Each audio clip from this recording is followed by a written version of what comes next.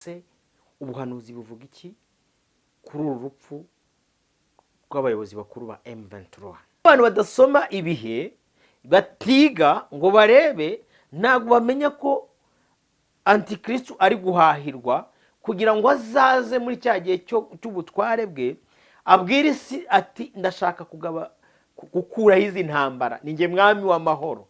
Hanyuma agomba kuba hari ahantu yakusanirije ubutunzi, yarafashe n'ibice by'ahantu harusha ahandi kumera neza nk'uko ijambo ry'Imana ribivuze.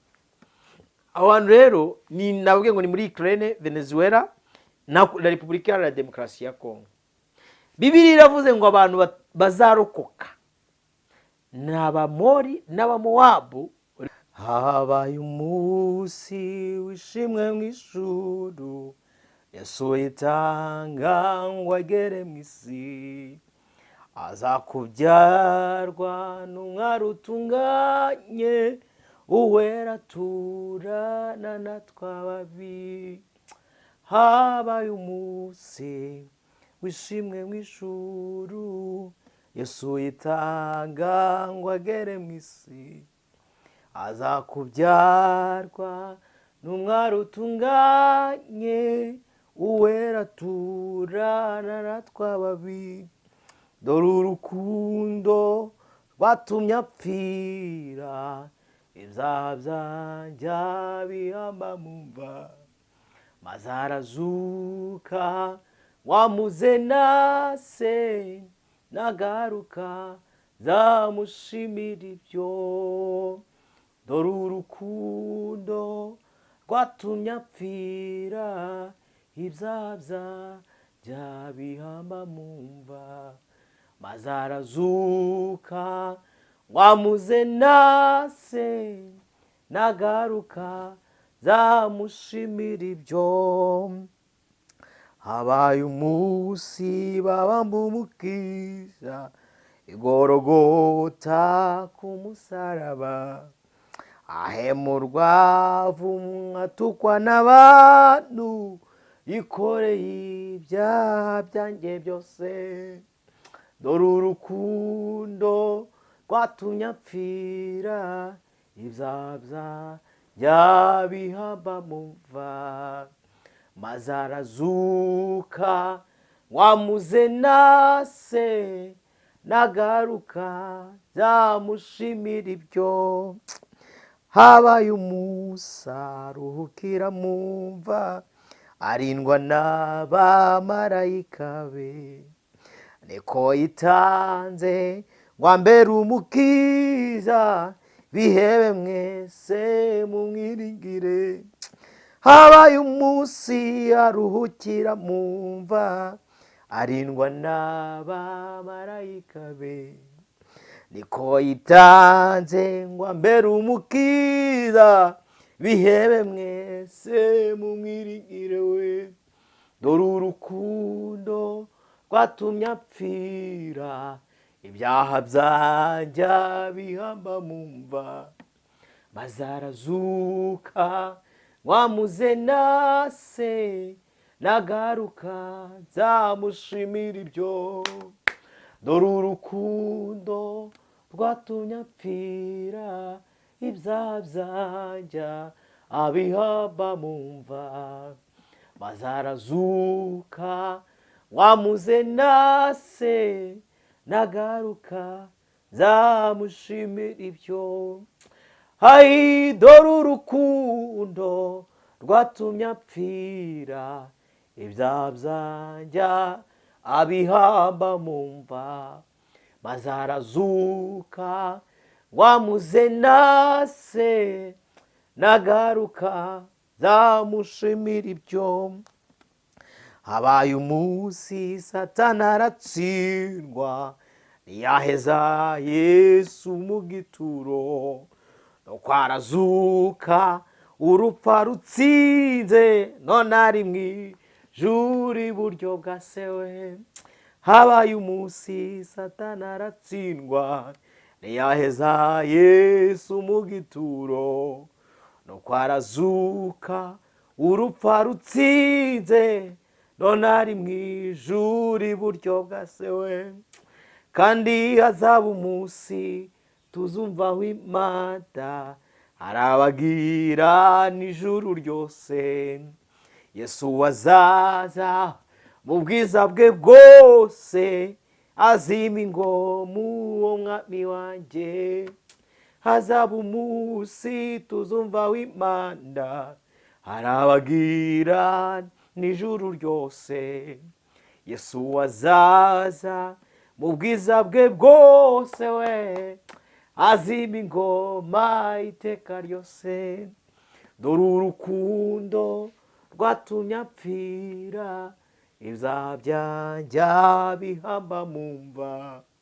Maze arazuka wamuze nase nagaruka nzamushimira ibyo. Hayi nagaruka nzamushimira ibyo we. Yesu ashimwe, Yesu ahimbazwe. Nifuje gukora iki kiganiro numva mbanza kuririmba ino ndirimbo. Indirimbo yandayemo, indirimbo niriramwe, n'indirimbo ejo nabyukanye, numvishe iyo ndirimbo inyuzuye, inyereka urukundo rwa Yesu n'ubutsinzi bw'urupfu ku bantu.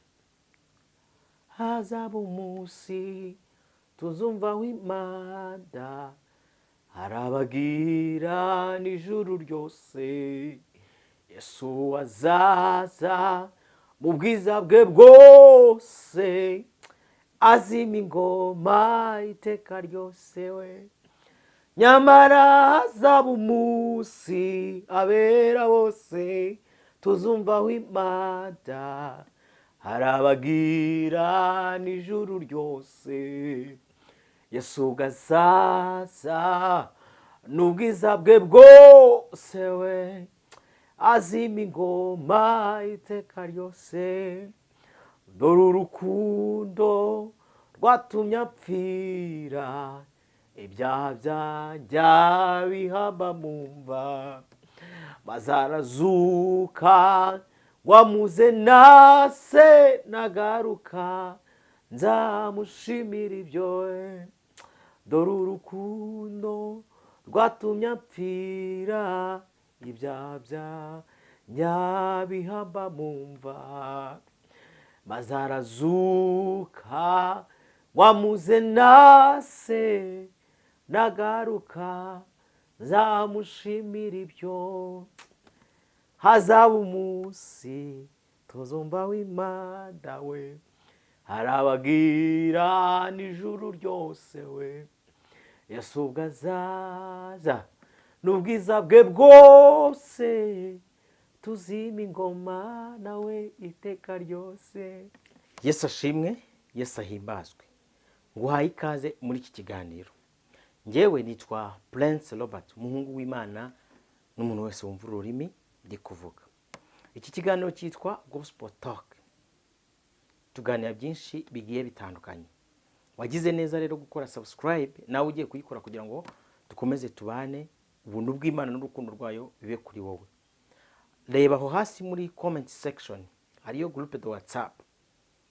Turi gukora umurimo wo kujya gusura abarwayi kwa muganga. Niba wumva wifuza gufatanya natwe, tuguhaye ikaze. Kandi nguhaye ikaze muri iki kiganiro we wabyutse bikemera. Ukaba uri kurambura amaboko bikemera. Imana iguha umugisha. Nanjye nabyutse biremera. Benshi bamaze gukurwa muri uyu mubiri, benshi bamaze gutabaruka, hari abasinziriye. Twebwe kuba tukiriho ni ubuntu bw'Imana n'urukundo rwayo rwinshi n'ishimwe rikomeye. Iki kiganiro cyitwa Gospel Talk. Tuba tuganira byinshi bigiye bitandukanye, nk'uko ubibonye umutwe w'amagambo cyangwa se titire y'inkuru yacu iravuga ngo ese ubuhanuzi buvuga iki kuri uru rupfu rw'abayobozi bakuru ba M23. Hari ushobora guhita akibona iyi titire akahita afata ese Robert nawe wagiye mu nkuru za politike. Oya, ariko buriya umunyamakuru mwiza, umukristo mwiza agomba kuba ari wide kandi ari full ku makuru, afite information zihagije, arenze urwego rwo kuzumva cyangwa se kumva amakuru nawe ubwe agashaka amakuru. Birafasha biba ari ingenzi. Bahaye ikaze rero muri iki kiganiro tugiye kuganira. Abantu bize ibintu bita amateka cyangwa se bakiga geography n'izindi courses zituma bakubaza ngo vuga impamvu n'urugero runaka. Twayaga twiga bakatubwira ngo nivuga ngo impamvu 10 zatumye wenda habaho ubucakara bw'abanyafrika, vuga impamvu 10 zatumye habaho intambara ya mbere y'isi yose. Uyu munsi ngiye kuvuga impamvu 5 zikomeye mubona ziri gutuma habaho intambara nyinshi mu isi, cyane cyane ahantu hari ubutunzi buruta ubundi mu isi. Ubwo nimvuga ndavuga Ukraine, ndavuga mu kigobe cy'Abarabu, mvuge Venezuela, mvuge hano muri Repubulika Iharanira Demokarasi ya Kongo. Suko ariho hari intambara, nka Afrika yose yuzuye intambara pe. Igiye muri Sahel harimo intambara, wajya muri SADC harimo intambara, East Africa irimo intambara. Ukoze ubushakashatsi ushobora gusanga nta gihugu na kimwe cyo muri Afrika kitarimo intambara. Nuko bimeze. Unakoze ubushakashatsi buriya no muri Aziya nuko. Ibitari mu ntambara yeruye biri mu ntambara nakwita y'ubutita. Ubwo no ni Burayi buriya nuko. Buri ibihugu byinshi by'i Burayi biri mu ntambara. Bishobora kuba bitari kurwanira ku butaka bwabyo, ariko ibyinshi biri mu ntambara. Ubu ukoze ubushakashatsi ukavuga ngo kora urutonde rw'ibihugu biri mu ntambara muri Repubulika Iharanira Demokarasi ya Kongo, nibura ibihugu ushobora kubona ntibyajya hasi y'ibihugu 40. Yaba ibyo muri Afurika, iby'i Burayi n'ibyo muri Amerika no muri Aziya. Nje kuganira shingiye ku buhanuzi, niyo mpamvu namanje kubaririmbira ino ndirimbo yambyutsemo inyirwamo, cyane cyane iki gice kivuga ngo hazabaho imanda, ngo habaho umunsi tuzumva imanda y'Uwiteka, ngo harabagirana ijuru ryose, ngo Yesu azaza mu bwiza bwe bwose azima ingoma y'amahoro. Izi ntambara ziri kuba mu isi, impamvu ya mbere nyamukuru yayo ni ibitambo by'abantu bapfa barimbutse kugira ngo Satani abone abantu arimbukana nabo. Inyungu ikomeye Satani akura mu isi si amafaranga, si amabuye y'agaciro, si icyubahiro. Inyungu ikomeye ya mbere iruta izindi nuko Satani abona abantu arimbukana nabo. Kandi intambara ziriho buriya barimbuka baba benshi, kuko abenshi bapfa badapfiriye mu mwami ngo imirimo yabo ibaherekeze. Kuko imirimo yo mu ntambara ni ukwicana no gusahura no kwiba no kwivovotera Imana, niyo mirimo iba mu ntambara. Abantu benshi rero batabaruka, abenshi usibye abagirwa amahirwe kuba barasohoye mu ijambo Yesu yasize avuze ngo abarushye n'abaremerewe musange mbaruhure, abandi bose bararimbuka. Ngiyi inyungu ya mbere, inyungu iri mu ntambara mubona ziri hano mu isi. Iyo ni ya mbere. Indi ya kabiri nk'impamvu itera intambara, kuko abateza intambara ku ruhembe nababwiye ko ari Satani. Kabiri ni icyo bita mpatsibihugu, mu nyungu z'ubukungu bushamikiye mu kunyagira Antikristo, uri gutegurizwa kuza kwimiki ingoma. Ubu ubona muri Kongo ibintu bishyushye, abantu bari kwicana, bari kumarana, amaraso y'abakongomani atemba, nta kindi kintu kihishe inyuma. Hakuyemo impamvu ya mbere nababwiye. Indi mpamvu ya kabiri ni impamvu y'ubukungu bw'ibihugu byitwa mpatsibihugu. Ibi bihugu biyobowe na Leta Zunze Ubumwe za Amerika bishyamiranyishije Abashinwa ndetse n'ibihugu by'i Burayi harimo Ububiligi. Ibi bihugu byose biri kumarana bishaka icyitwa amabuye y'agaciro, ariko ni mu nyungu yo gusohoza iki Imana yavuganye n'umugabo w'Imana witwa Daniel. Ndaje mbasomera ijambo ry'Imana mbere ku buhanuzi n'icyo buvuga kuri ibi bihe isi yose iri muri kawo y'intambara. Mu gihe mu minsi mike haraza kwimwa uwo Bibiliya yita umwami w'umunyamwaga, umenya ibitamenyekana, utera ahantu hose harumbuka kurusha ahandi, kugira ngo anyagire Satani iminyago, kabiri ategurizwe n'ingoma ye. Step by step wumva iki kiganiro witonze. Ubwo impamvu ya kabiri ni impamvu y'ubukungu. Iya gatatu nayo ishamitse yitwa impamvu y'icyaha.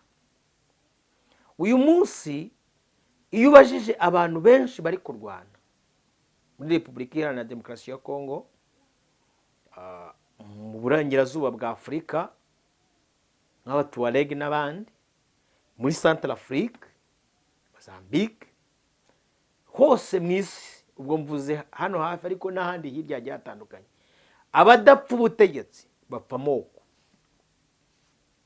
abadapfa amoko bapfa amadini.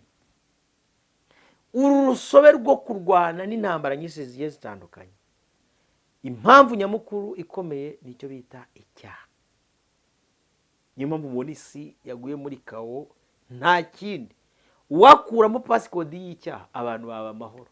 Izi ntwaro mubona abantu bacura, izi ndege mubona, izi drone zamaze abantu, wakuramo pasikodi y'icyaha, bazicuramo imihoro n'ibindi, bazicuramo donc bazicuramo icyaha, kwicana byarangira. Ahubwo impamvu mubona n'abantu batamarana ngo barangizanye bicana induru zivuge mu isi yose, ni ukubera itorero rikiri mu isi, risabira buri munsi, risenga buri munsi, ryinginga buri munsi. Nuko n'umwuka wera ukiri mu isi uhana benshi, ubuza benshi. Uru rusobe rero rw'intambara ruteguriza antikristo. Ubwo ni impamvu ya kane ngezeho, navuze iya Satani ashaka ibitambo, kabiri iy'ubukungu bwamatse ibihugu biteguriza antikristo kugira ngo azaze kwima ingoma bimeze neza, gatatu icyaha, icya kane umuteguro, installation yo guteguriza uwitwa antikristo. Niyo ituma mubona abantu bari kumarana, bicana, barwana. Iyo nayo ni impamvu ya kane. Ya gatanu nayibabwiye ni y'amoko.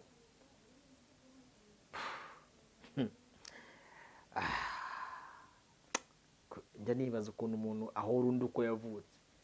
Kuvuka nta ruhare umuntu abigiramo pe, babwiza ukuri bana munkurikiye. Umuntu usije gusanga papa na mama we barakoze igikorwa cy'abashakanye cyangwa se igikorwa cy'imibonano mpuzabitsina hakavamo intanga yawe, nta muntu ugira uburenganzira bwo kuvuga ngo ngiye ngo nzavukira ahangaha, nzavuka bimeze gutya. Oya, wisanga wavutse. Kuba umuntu rero guhora uko kuvuka kwawe, uko wavutse akabiguhora, haba harimo ikindi kintu. Kadusome ijambo ry'Imana muze ubuhanuzi n'izi ntambara muri kubona mu isi, n'izi mpfu z'abantu benshi bari gupfa. Umugabo w'Imana witwa Danieli, umunsi umwe yari ari mu mwuka.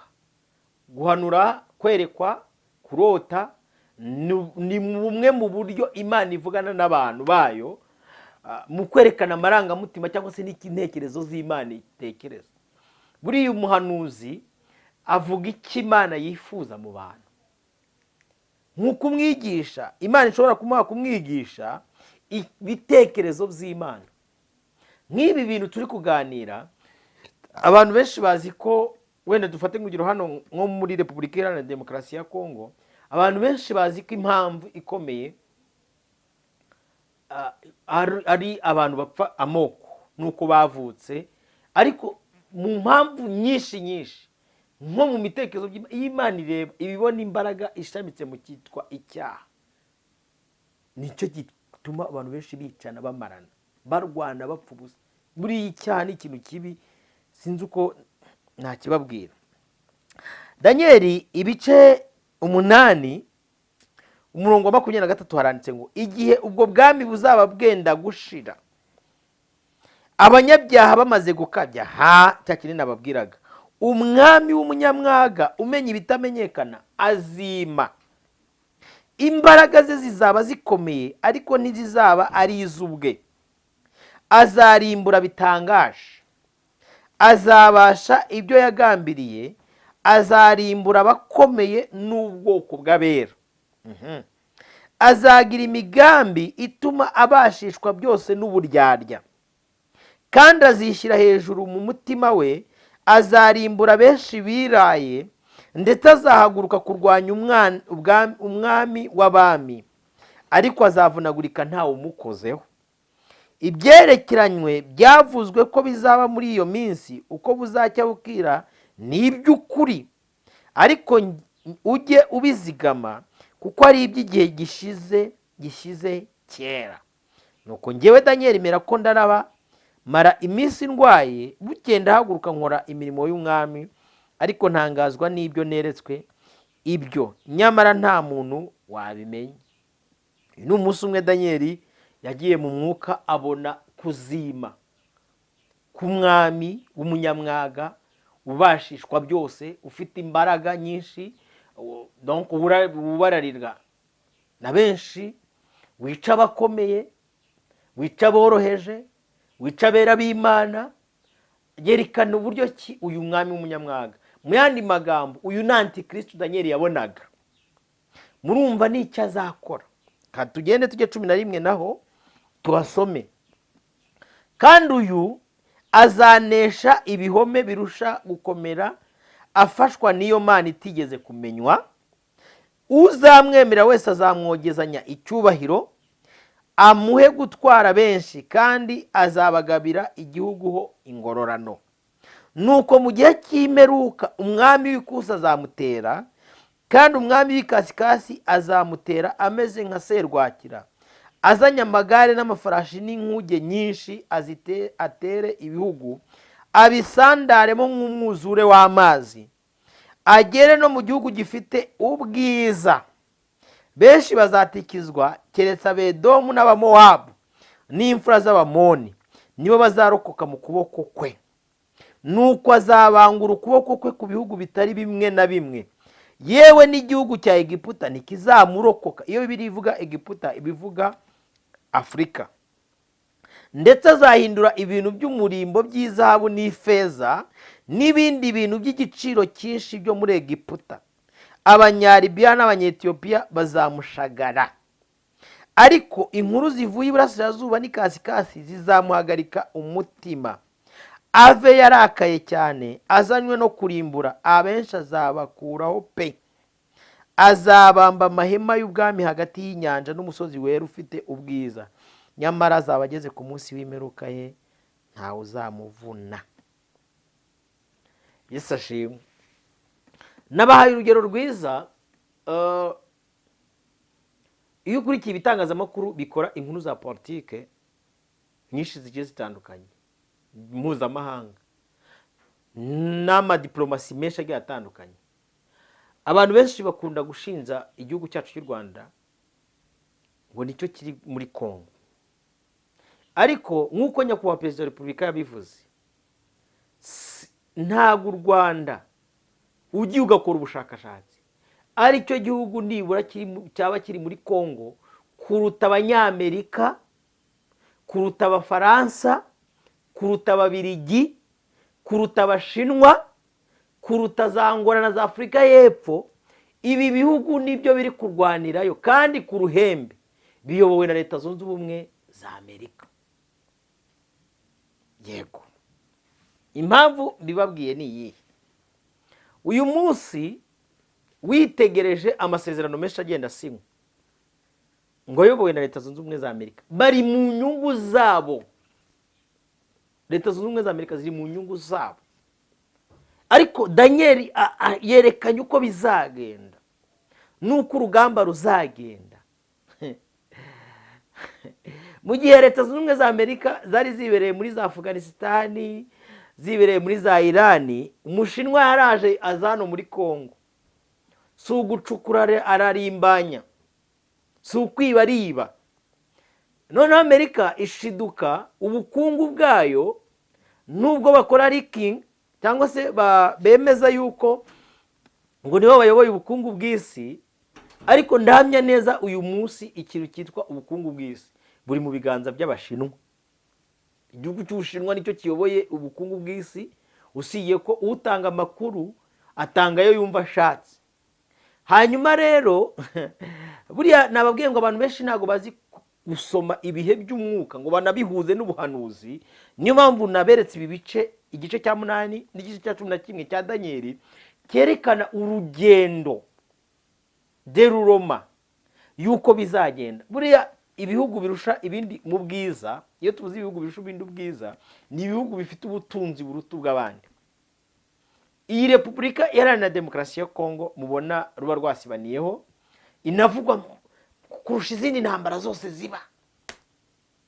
Iyi ifite ubutunzi, abahanga bavuga ko burenga triliyoni 28.9 muri iyo range y'amadolari ya Amerika. Ntabwo urumva bapfuye gupima biri aho ngaho mu butaka. Ubwo tutavuze ibiti, ano maribuyu n'ibindi byose. Ariko Bibiri yitweretse neza iyi dero. Reba igihe Daniel yerekeye ibi bintu ari i Babuloni, Yesu ataranaza mu isi. Ariko Imana yavuga ati Daniel, nushaka ibi ngibi bigendemo gakeya, ibi ni ibyo mu gihe cyo mu minsi y'imperuka. Iyo abantu badasoma ibihe, batiga ngo barebe, ntabwo bamenya ko Antikristo ari guhahirwa kugira ngo azaze muri cya gihe cy'ubutware bwe, abwira isi ati ndashaka gukuraho izi ntambara, ni njye mwami w'amahoro. Hanyuma agomba kuba hari ahantu yakusanirije ubutunzi, yarafashe n'ibice by'ahantu harusha ahandi kumera neza, nk'uko ijambo ry'Imana ribivuze. Aho hantu rero ni nabwe ngo ni muri Ukraine, Venezuela na Repubulika Iharanira Demokarasi ya Kongo. Bibiri iravuze ngo abantu bazarokoka ni Abamori n'Abamowabu. Uri kumva? Ubwo mujye gukora ubushakashatsi mumenye ubwoko bw'Abamori n'Abamowabu. Niba mugarutse kwa Aburahamu na Ishimayeli n'urubyaro rwe, uri kumva? Yewe ngo n'Abanyegiputa, iyo Bibiri ivuze Abanyegiputa ngo zahabu cyangwa se iby'agaciro bya Ethiopia na za Libya n'ahandi nabyo bizakorwaho. Ngiki kintu kiri gutuma hapfa benshi, ngiki kintu kiri gutuma hatikira abantu benshi, ni uguteguriza Antikristo. Abantu rero ubusanga muvana urwijundiko rw'abantu, abantu bari gutikira muri Kongo, ni Repubulika y'u Rwanda. No, hejuru osome y'abatwari bategeka isi y'umwijima. Antikristo ubu ari gutegurizwa kugira ngo abone ukuntu aza kwima ingoma, kandi ngo azabashishwa, azategeka byose. Erega mujye munuza, ntabwo nkunda gukurikiriza inkuru cyane kuko akenshi mba ndi mu butumwa bwiza, ariko hari ibintu biba ugahita ubona ko hari izindi mbaraga zibishoreye abandi bantu batabasha kureba, ariko ni iki Daniel yeretswe. Nicyo nashaka kubahuriza n'ubuhanuzi. Mube maso rero bakristo. Ubwo se ngo Robert turakora iki? Mube maso. Bibiri iravuga ngo kure y'induru, kure y'ahantu abantu barasanira, ni habera bakwiye kujya kwicara bakavoma iki? Amazi. Mwongere murarame murebe mu ijuru, murebe ku musaraba n'uwamubambye, mwizere Imana, muyiringire, musenge mudasiba, kuko urugamba rugeze mu mahina. Umwami Yesu agiye kugaruka pe aho ubu bibonesha n'amaso ko Umwami Yesu agiye kugaruka. Mu gihe isi iri muri kawe y'intambara, ikaba iri muri kawe y'inzara, ikaba iri muri kawe y'agahuge, abantu banze Umwami Yesu burundu. Bibiri iravuga ngo azarwanya umwana w'intama w'Imana, azarwana umwami w'abami ari we Yesu Kristo, ngo ariko ntazamunesha. Murebe mu isi yose ukuntu abantu banze Umwami Yesu. Abadahugiye mu bibazo by'inzara, abahugiye mu bibazo by'intambara, abadahugiye mu by'intambara, hari abahugiye mu by'imirengo. Ariko bene data nshuti z'umusaraba, mwongere muhanga amaso ku musaraba, mwongere muhanga amaso ku wabambwe. Nukuri Imana ibamugisha. Ndabashimiye rero, reka mbabwire ngo ibiganiro byacu byo nakagaruka, ariko amaso yanyu muyange ku musaraba. Shalom, nawe utaha. Ciao.